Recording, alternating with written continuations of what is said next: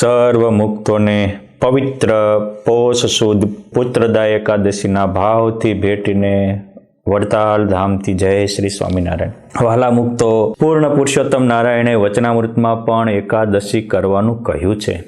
જે પોતાની ઇન્દ્રિયોને વશ રાખીને એકાદશીના દિવસે પરમાત્મામાં મન રાખે એના સર્વે મનોરથ સિદ્ધ થાય છે.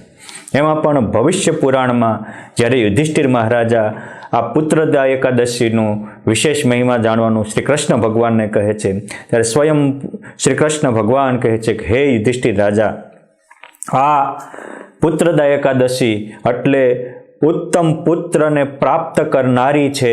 આ પુત્ર એકાદશીનું વ્રત એ આત્માને પરમાત્મા તરફ ગતિ કરાવનારું છે. આ પુત્ર એકાદશીના વ્રતથી પિતૃદોષની શાંતિ થાય છે. પુત્ર એકાદશી કરવાથી અનંત યજ્ઞ કર્યાનું ફળ મળે છે. યુધિષ્ઠિર રાજા કહે છે કે એવી કોઈ ઘટના હોય તો જણાવો. ત્યારે સ્વયં ભગવાન કહે છે કે પૂર્વે ભદ્રાવતી નગરીને કિનારે એક સેતુમાન નામના રાજા હતા. એમના ધર્મપત્ની શૈવ્યા દેવી હતી. આ પુત્રવત પ્રજાનું પાલન કરતા હતા. આપણને એમ થાય કે ભદ્રાવતી અત્યારે ક્યાં?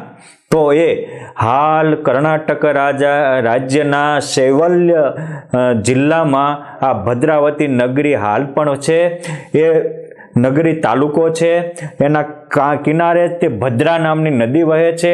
આગળ જતા આ જ નદી મૈસૂરની પાસે જાતા તુંગ નદીમાં મળે છે. એટલે એ તુંગભદ્રા નદી કહેવાય છે. એટલે આ જે ભદ્રા અને તુંગ નદી એનો જ્યાં સંગમ થાય એનાથી થોડે જ દૂર આ ભદ્રાવતી નગરી આજે પણ કર્ણાટક જિલ્લાના શૈવ્યનગર તાલુકા કર્ણાટક રાજ્યના શૈવ્યનગર જિલ્લામાં આ નગર વિદ્યમાન છે. બહુ સમૃદ્ધિમાન છે. તે દિવસે પણ સુખ શાંતિથી છોડ ઉડતી હતી. આ નગરી બહુ પુરાણી નગરી છે. અહીંયા અનેક ધાર્મિક વિધિ વિધાનો થતા હતા. માગ્યા મેહુલા વરસતા હતા. પ્રજા પણ બહુ સુખી હતી. પરંતુ આ સેતુમાન રાજાને કોઈ સંતાન હતું નહીં. એને સાચા પુત્ર વારસદારની તલાશ હતી. ઘણીવાર વિચારતા હતા કે આવું સમૃદ્ધમાન નગર, એ વખતે તો આ આખું કર્ણાટકનું કેપિટલ ગણાય એવું સમૃદ્ધમાન ભર્યું ભાજરું મોટું રાજ્ય હતું. પણ પુત્ર ન હોવાથી રાત્રે ક્યારેય નિંદ્રા આવતી નહીં. ક્યારેક તો અચાનક ઝબકીને જાગી જતા. મનમાં થતું કે હવે મારી ઉંમર થવા આવી છે અને પુત્ર નથી તો મારું શું થશે? પછી એને એમ થયું કે હે પરમાત્મા, મેં તો તારી માટે અનેક દાન પુણ્ય કર્યા છે. અનેક ગાયોને ઘાસચારો નાખ્યો છે. ગરીબોને જમાડ્યા છે. સાધુ બ્રાહ્મણોને દક્ષિણાઓ આપી છે. અનેક સત્કાર્યો કર્યા છે. છતાંય મારા ભાગ્યમાં કેમ પુત્ર પ્રાપ્ત નહીં હોય? આ વિચાર થતો હતો.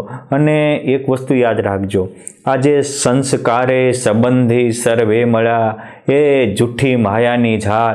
આ કોઈ ન્યાસાનું બંધ હોય એટલે કોઈકની થાપણ વળવી લીધી હોય તો આવે. ક્યારેક આપણે જન્મતા જ પુત્ર થયો હોય અને અકારણોસર પુત્ર કે પુત્રીનું ભોગ વિલાસને કારણે ભ્રૂણ હત્યા કરી હોય, બીજા જન્મે તમારી સંતાન પ્રાપ્તિ ન થાય. નાના કુમળા બાળકની તમે અત્યારે હત્યા કરશો, એ ફળ તમારે ભોગવવું પડશે. એ દીકરો હશે કે દીકરી, બીજા જન્મે તમારા ભાગ્યમાં સંતાન નહીં આવે. ન્યાસાનો બંધ હોય, ઋણાનું બંધ હોય. આપણે કોઈકની પાસે કરજ લઈને પછી ટોપિયું ફેરવી નાખી હોય તો પણ ઈશ્વર પછી તમારે ત્યાં એવા સંતાનો મૂકે અથવા પતિ પત્ની એવા મૂકે. અમુક વહેરાનું બંધ હોય, અમુક ઉપકારાનું બંધ હોય. આપણે ઉપર કે કોઈ કેટલોય ઉપકાર કર્યો હોય અને આપણે એનો બદલો ન આપ્યો હોય તો એ ઉપકારનો બદલો આપવા પણ આવી રીતે સંબંધ જોડાતા હોય છે. આ રાજાને પૂર્વ જન્મે એને નાના બાળકની હત્યા કરેલી, એને કારણે આ જન્મે આટલા સત્કર્મો કરતા હતા, છતાંય પૂર્વ જન્મના કર્મ સંસ્કારને કારણે સંતાન પ્રાપ્તિ થતી નથી. ઋષિમુનિઓએ જોશ જોયા. કાંઈ એમાંથી કીધું કે હજી તમારે 7 જન્મ સુધી પુત્ર પ્રાપ્તિ થાય એવું કોઈ શક્યતા નથી. રાજા નિરાશ થઈ ગયા. એક દિવસ વહેલી સવારે પોતાના ઘોડો લઈ અને જંગલમાં ચાલતા નીકળી પડ્યા. દૂર દૂર જંગલમાં ગયા. અચાનક બહુ જ તરસ લાગી. હવે આ એક બાજુ કોઈ પાણી પીવા એવો સ્થાન પણ દેખાતું નહોતું. ક્યાં જવું, શું કરવું વિચારતા હતા. એક ઝાડવા નીચે બેઠા, ક્યાંય પાણી દેખાતું નહોતું. ગળામાં પણ શોષ પડવા લાગ્યો. હમણાં પાણી વિના પ્રાણ જશે કે કેમ, આવી પરિસ્થિતિ થઈ. ત્યારે રાજા વિચારે છે, તમે આટલા બધા દાન પુણ્ય કર્યા, આટલા સત્કર્મ કર્યા, છતાંય મારે આ કેમ ભોગવવું પડે છે? પાણી પણ નથી મળતું. એ જ વખતે ત્યાં પંખીડાઓના અવાજ થયા અને આમ દૂર સુદૂર જોયું તો એક આશ્રમ દેખાણો. આશ્રમમાં ગયા. એ જ વખતે એ અહીંયાથી પાણી પીધું અને ત્યાં નારદ મુનિ પ્રગટ થયા. રાજાએ આ પ્રશ્ન કર્યો કે પ્રભુ, મારે આવી પરિસ્થિતિ થઈ એનું કારણ શું? ત્યારે ભગવાન કહે છે કે નારદ મુનિ કહે છે કે સાંભળો સુકેતુમાન રાજા, પૂર્વના કર્મ કોઈને છોડતા નથી. તમે જેવું વાવો એવું લણો. જયસી કરણી વૈસી ભરણી. પ્રતિક નામના રાજાએ એકવાર પોતાના રાજ્યમાં ચડાઈ કરવા આવ્યા હતા અને એ ચડાઈ કરવા માટે એ બીજા જગ્યાએ જતા હતા. રસ્તામાં મોટો અજગર પડ્યો હતો અને એ અજગર એને બેભાન અવસ્થામાં પડ્યો હતો અને સૈનિકો દ્વારા ઝાડા મોટા કાંટામાં નાખી દીધો. એને 156 જેટલા કાંટા વાગ્યા અને અનેક 1.5-2 મહિને રીબાઈને મર્યો. અનેક સત્કાર્ય પ્રતિક રાજાએ કર્યા હતા. પહેલો તો નાનું રજવાડું હતું, પછી બીજા જન્મે એ મોટા રાજ્યનો રાજા થયો, ત્રીજા જન્મે ચક્રવર્તી સમ્રાટ થયો. દરેક જન્મે અનેક સત્કર્મો કરતા જતા હતા. એ સત્કર્મના પુણ્યના બેલેન્સને કારણે એ પછી દ્યુમાં 8 વસુમાં એટલે સ્વર્ગમાં વસુમાં એનું સ્થાન મળ્યું. દ્યુ નામના વસુ થયા. એકવાર 8 વસુઓ આ ભારત ભૂમિમાં ગંગા કિનારે વિચરણ કરતા હતા. ત્યાંથી ગંગાની યાત્રા કરીને આજની અવધનગરી કહેવાય ત્યાં ગયા અને ત્યાંથી વશિષ્ઠ મુનિના આશ્રમમાં ગયા. ત્યાં વશિષ્ઠ મુનિએ કામધેનુ ગાયના પ્રતાપે એને જમાડ્યા અને પછી એમ થયું કે હો આવી ગાયો અહીં પૃથ્વીલોકને શું કરવીશ? વશિષ્ઠ મુનિની ગાય ચોરી. એટલે એ વખતે અરુંધતીએ શાપ આપ્યો કે એટલે તમે સ્વર્ગના દેવતાઓ થઈ અને ધરતી ઉપર ઋષિઓને તમારે મદદ કરવાની અનુ લૂંટ્યું અને એ દ્યો નામનાને શાપ થયો, જાઓ તમે પૃથ્વી ઉપર પડો.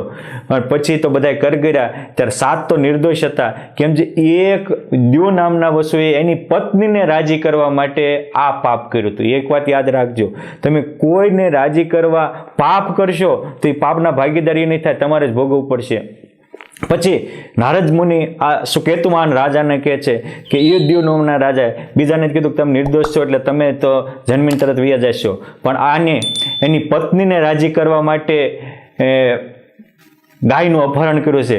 માટે આગલા જન્મે એ ધરતી ઉપર રાશે, એને આજીવન પત્ની નહીં મળે અને એને જેમ અમને દુઃખ કર્યું છે એમ એને બધાય પરેશાન થતા છે, જોવાનો વારો આવશે અને અંતે એનું મોત થશે. અને એ પ્રતિક નામનો રાજા 100 જન્મે ભીષ્મ પિતામહ થયા. દ્યો નામના વસુ અને લાંબી આયુષ્ય મળી પણ એને પત્નીનો વિયોગ. કેમ જે પત્નીને રાજી કરવા આ કરે, આપણે કોકને રાજી કરવા પાપ કરીએ ભોગવવું પડે. સુકેતુમાન રાજાને નારદજી કહે છે કે તે પણ એકવાર પત્નીને રાજી કરવા ભોગ સુખ માટે પુત્રનો નાશ કર્યો હતો, પરંતુ આજે અજાણતા તારાથી આ પુત્ર એકાદશીનું વ્રત થયું છે. માટે આ પુત્ર એકાદશીના પુણ્ય પ્રતાપે તમારે ત્યાં આખા નગરનું આખા દેશનું કલ્યાણ કરે એવો પવિત્ર સુગુણી સદગુણી પુત્રની પ્રાપ્તિ થશે. માટે તમે અને તમારા ધર્મપત્ની ફરીવાર હજી એકવાર આ પુણ્ય એકાદશીનું વ્રત કરજો. દશમને દિવસે ફરાળ કરજો, એક ટાઈમ જમજો. એકાદશીના દિવસે વહેલા ઉઠી ભગવાન નારાયણ આગળ ઘીનો દીવો કરજો અને પુષ્પનું અર્પણ કરજો. આખો દિવસ સંયમ રાખી ઈશ્વરની સાધના આરાધના કરજો. બીજે દિવસે સવારમાં સ્નાન પૂજા કરી અને બ્રાહ્મણોને ગરીબોને દાન દક્ષિણા દેજો અને આ બધું જ ફળ પરમાત્માને અર્પણ કરશો. એથી તમારે એવો મહાન પુત્ર થશે. નારદ મુનિના વચનમાં વિશ્વાસ રાખી આ સુકેતુમાન રાજાએ જેમ કહ્યું એ રીતે એના ધર્મપત્ની સાથે આ પુત્રદા એકાદશીનું વ્રત કર્યું તો એમને એક સુબ્રમણ્યમ નામનો પુત્ર થયો કે જેની કીર્તિ આખા 3 લોકમાં વ્યાપી હતી. એટલે આ વ્રતને કારણે આ પુત્ર આપનારી એકાદશી હોવાથી હે યુધિષ્ઠિર રાજા અને પુત્રદા એકાદશી કહેવાય છે. આ વ્રત કરનારાને પિતૃદોષની શાંતિ શાંતિ થાય છે, ગુણ્યલ પુત્રની પ્રાપ્તિ થાય છે અને એના સર્વે મનોરથ પૂર્ણ થાય છે, ભગવાનના લોક તરફ એની ગતિ થાય છે અને કેવલ નિષ્કામ ભાવે કરે તો આત્મામાં પરમાત્માની અનુભૂતિ થાય છે. માટે આવી પુત્રદા એકાદશીના પાવન પર્વે આપ પણ એકાદશી કરી આપના મનોરથ પૂર્ણ કરો એ પરમાત્માના પાવન ચરણોમાં પ્રાર્થના. જય સ્વામિનારાયણ.